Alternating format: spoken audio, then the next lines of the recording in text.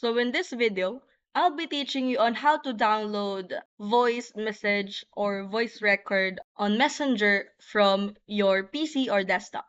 So basically first you just have to enter or open any search engines or web browser, but in this case I'm going to use the Google Chrome because it is very convenient in my case. And after that, kindly navigate to the messenger.com, and for you to able to download or save the voice message, make sure that you have an existing account on Messenger or even Meta, or simply formerly called Facebook. So after that, you need to access your account on Messenger and go to the conversation that you have the voice message or voice audio that you wanted to save.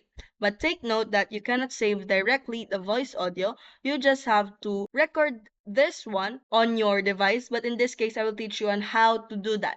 So basically, we are going to use the OBS Studio, which is right here. I'm actually using it right now. So after that, you'll be going to play the voice record. And once you play the voice record and play or start recording it, then play the voice record. And after that, once the voice record is over, then you could now click the stop recording. And now it is already saved on your device or on your PC or desktop. So if you find this video helpful, don't forget to smash that like button and subscribe so you never miss a new video.